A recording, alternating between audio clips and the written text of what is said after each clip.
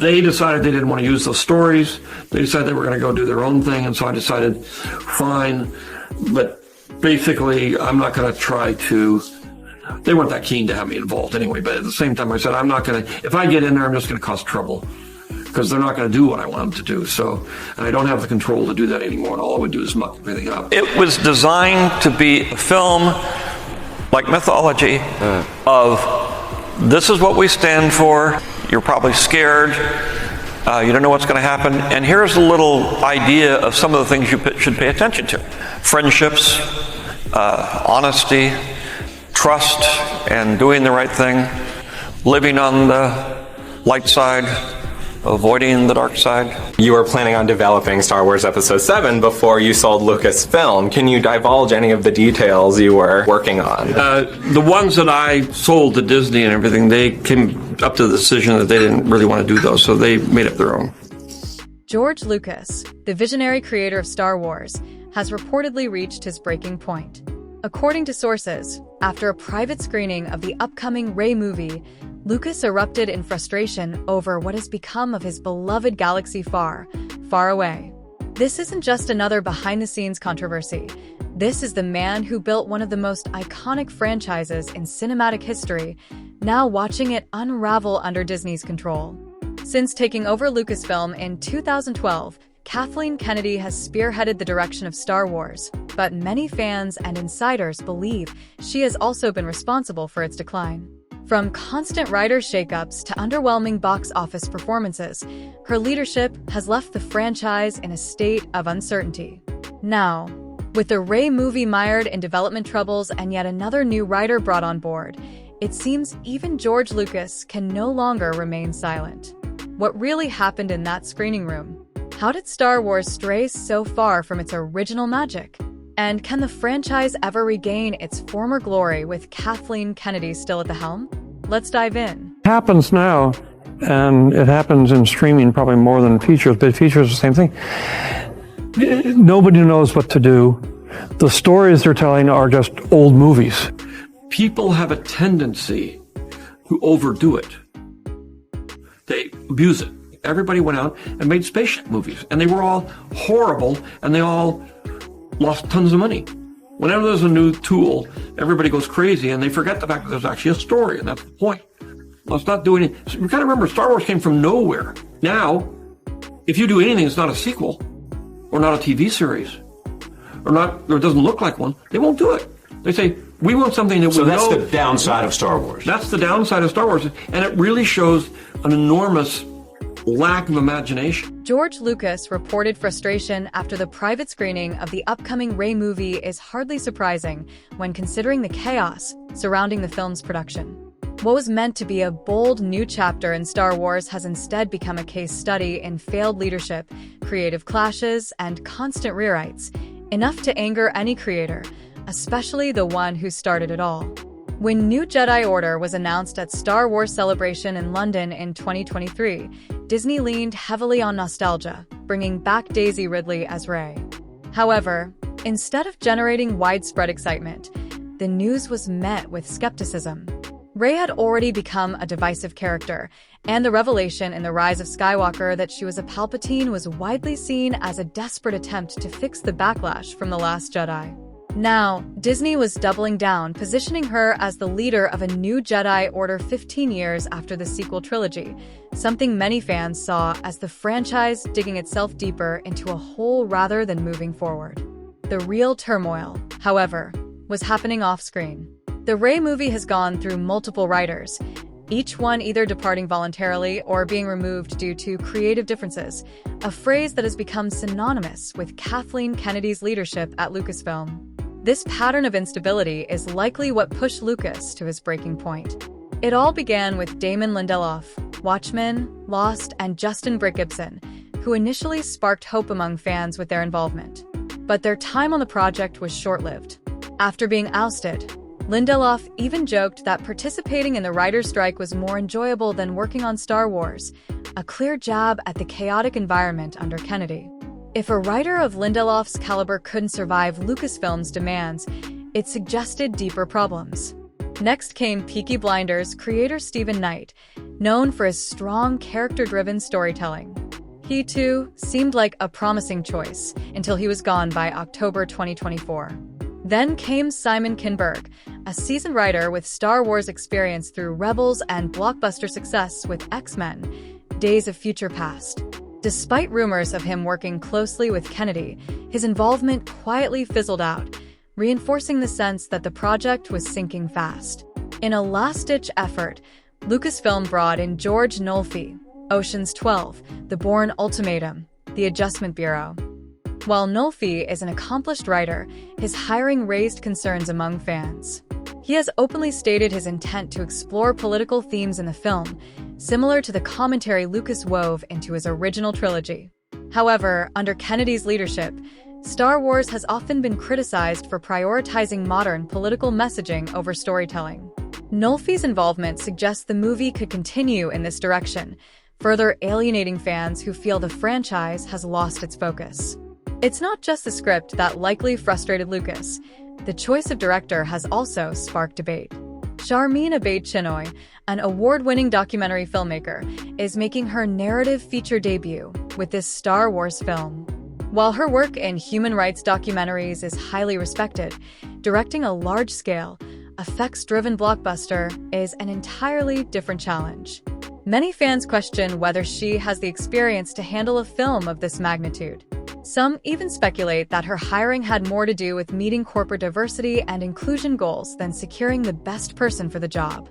For Lucas, seeing Star Wars used as a platform for corporate messaging rather than focusing on strong storytelling would be deeply frustrating. Even Daisy Ridley appears disconnected from the project. In interviews, she has expressed polite enthusiasm but admitted she hasn't read the latest script and revealed that the Rey movie isn't even her next project. Her vague, non-committal responses reflect a broader lack of confidence in the film's direction, something Lucas likely shares after witnessing the disarray. The revolving door of writers, the questionable choice of director, and the lack of creative focus have all contributed to the Rey movie's ongoing struggles. For George Lucas, watching the franchise he built descend into this level of dysfunction would be unbearable. His reported frustration isn't just the reaction of a disappointed creator, it's the reaction of a visionary watching his masterpiece unravel under mismanagement. Can Star Wars recover? Not as long as it remains trapped in a cycle of uncertainty, where creative voices are stifled, leadership is directionless, and nostalgia is used as a crutch rather than a foundation for something new. Until these issues are addressed, Lucas' frustration may only be the beginning of a larger reckoning for the franchise.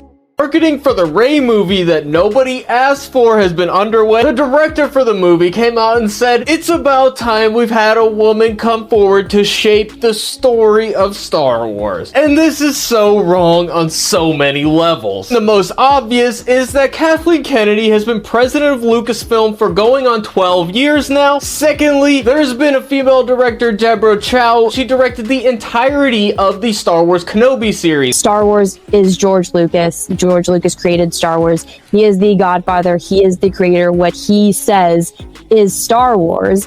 And for them to completely just buy that and then throw it out and say, "No, George, you're wrong. Even though this is what you created, this universe, this world, these characters wouldn't exist without you." Well, guess what? We're throwing that away and it doesn't matter anymore. That, I think, is it. That's it. That just proves that Disney has, no respect for the fans, no respect for the stories, no respect for the creator. I disliked the business of Hollywood intensely. When I had that choice of Star Wars being a success, I said, I'm going to try to make a go for it. And so I invested in the next movie and borrowed money from a bank and everything. I had everything at stake. I did it primarily because I didn't want the studios to tell me what to do. I didn't want them coming and commenting on my work. When George Lucas reportedly sat down to watch the screening of the new Rey movie, it's easy to imagine his frustration mounting. The man who built Star Wars from the ground up, crafting a saga rooted in mythological storytelling, universal themes, and groundbreaking innovation, was now witnessing his beloved creations struggle under corporate mismanagement, heavy-handed messaging, and a lack of clear narrative direction. For Lucas, this wasn't just about a disappointing film. It was about seeing the soul of Star Wars erode before his eyes. Lucas has always been vocal about his vision for Star Wars.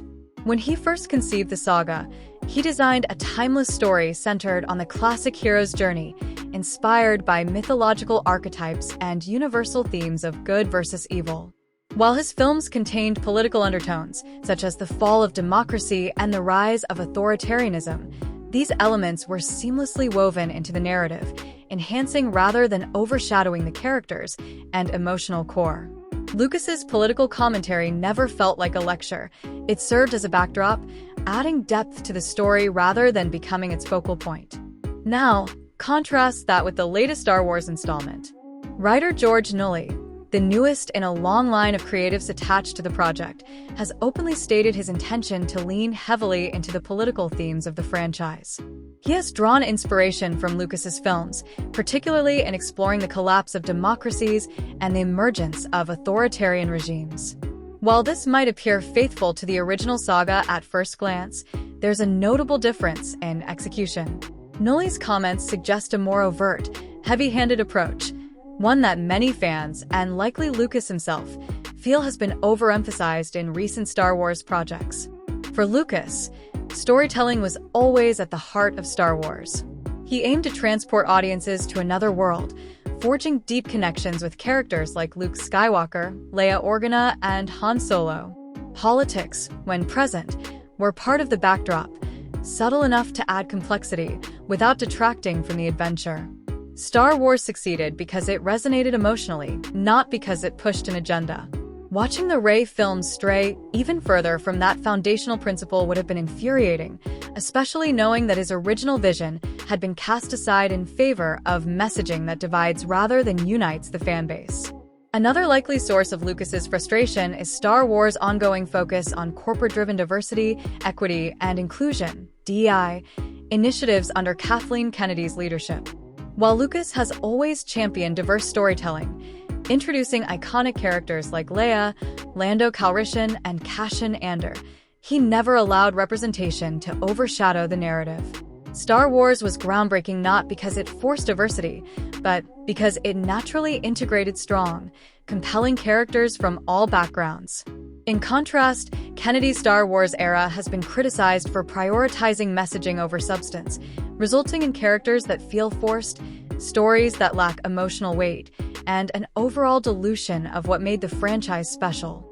For Lucas, seeing his creation reduced to a vehicle for corporate mandates rather than a timeless storytelling platform would have been a bitter pill to swallow. Adding to this frustration is the repetitive nature of the sequel trilogy's antagonists. The First Order felt like a recycled version of the Galactic Empire, offering little innovation or originality. Now, with the Rey movie once again emphasizing political themes, it risks rehashing old ideas without introducing fresh perspectives.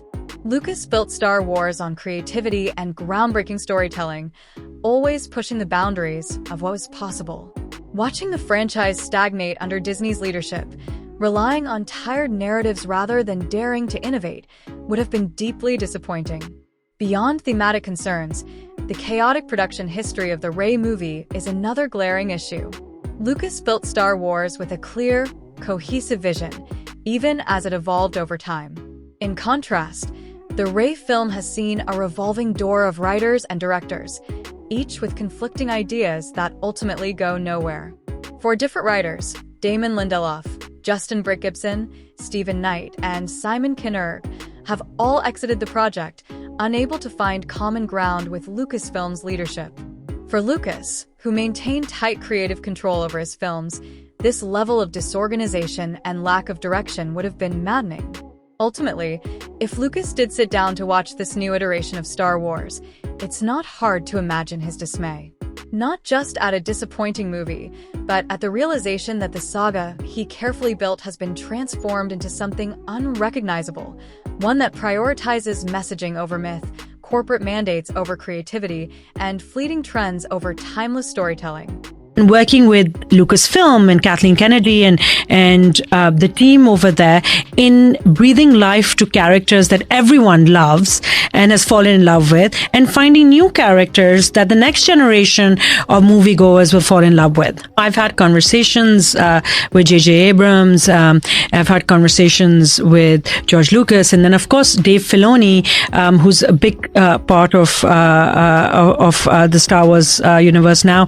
We speak very often, and Kathy Kennedy and Carrie Beck and Simon Emanuel. I mean, I think the team is really taking time to make sure that we do justice to telling the story of Daisy, and I think that she stands for something.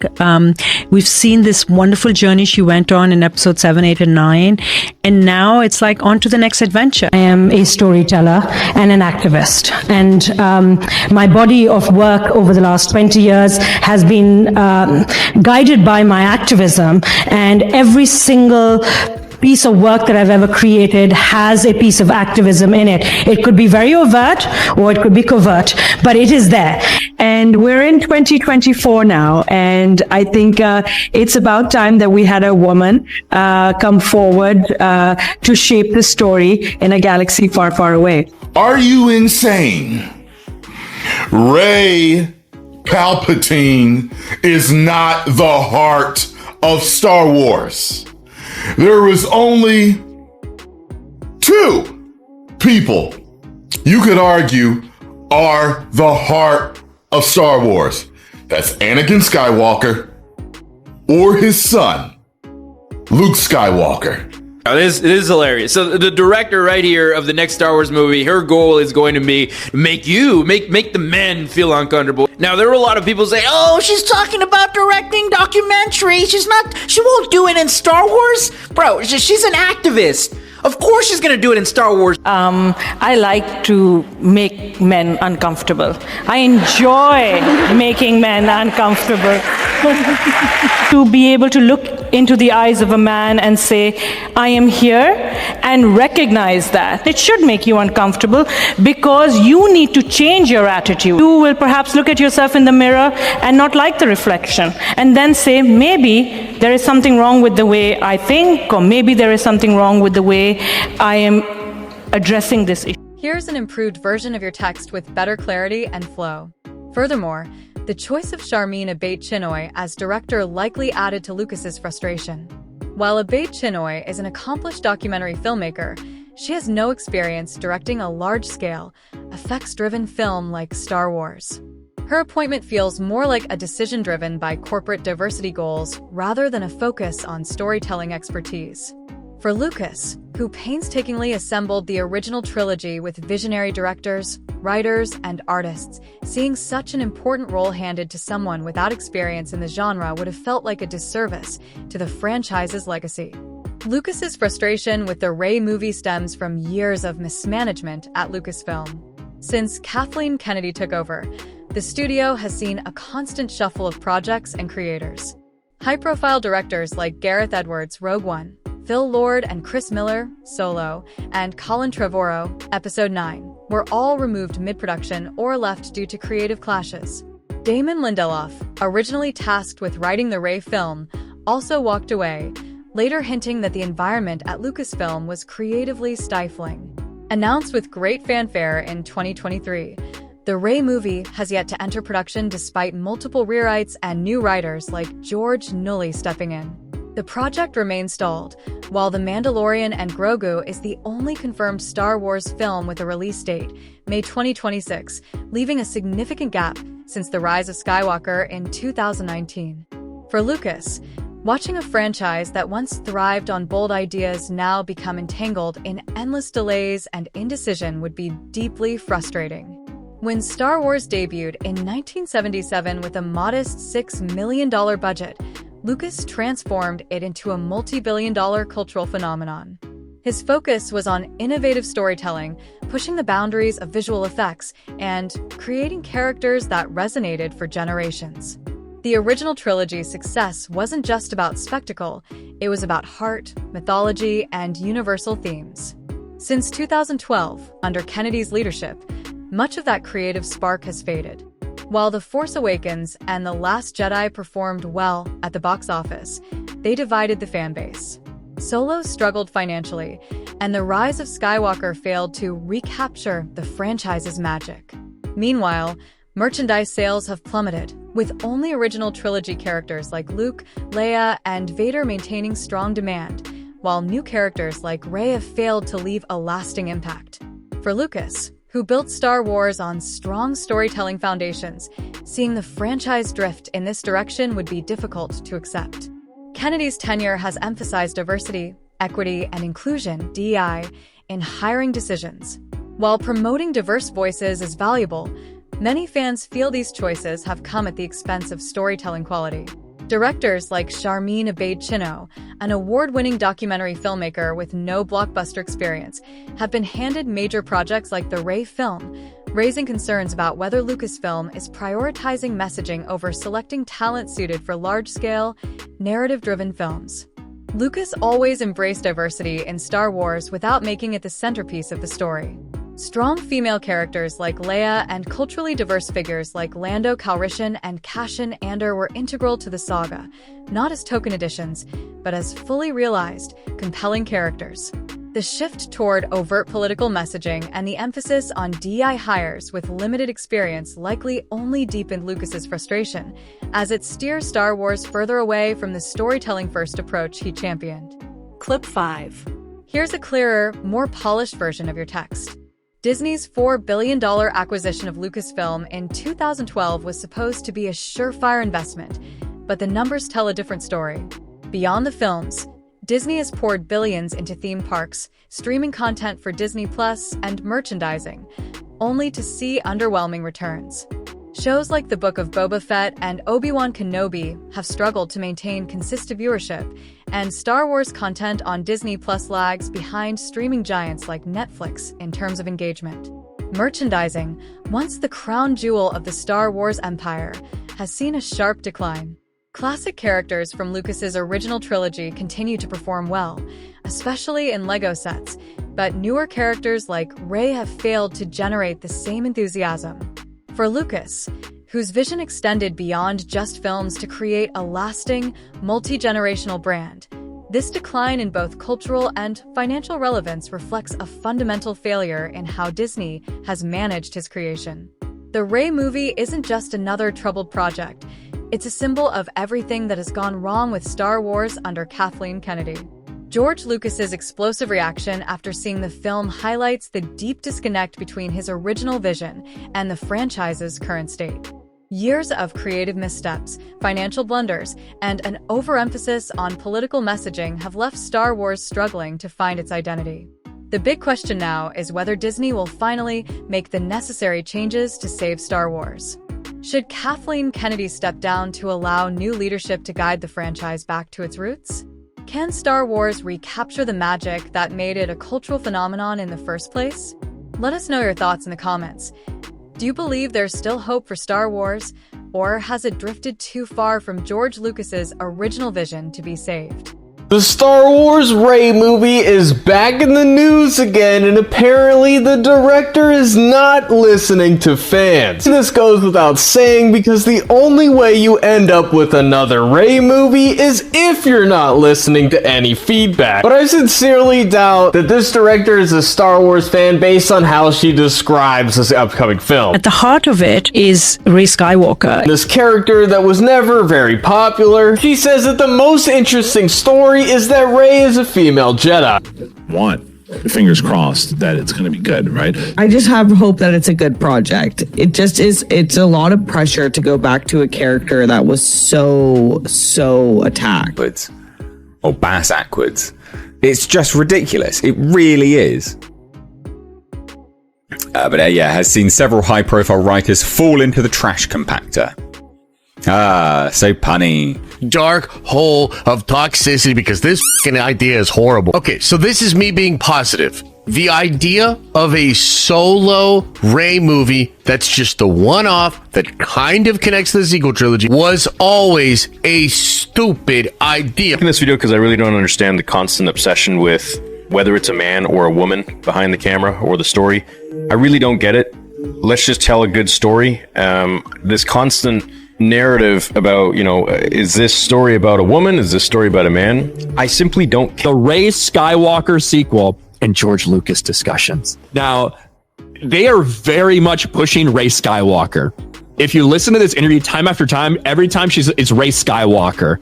That is the new name. That is what they're going to call her no matter what. The name that she gave herself, the name that she chose to have, right? They're not going to dead name her as Rey Palpatine. She was born with the name Palpatine, but now she identifies with the name Skywalker. Now, with that being said, let's state the obvious. This is not a personal attack on Shireen Abed Choi, the director, right? She's done some amazing work highlighting some atrocities taking place around the world, and that's fine. But when I go see a movie, right, when I go see a Star Wars movie, it's all about escapism, not about highlighting issues that you deemed important by your own personal bias.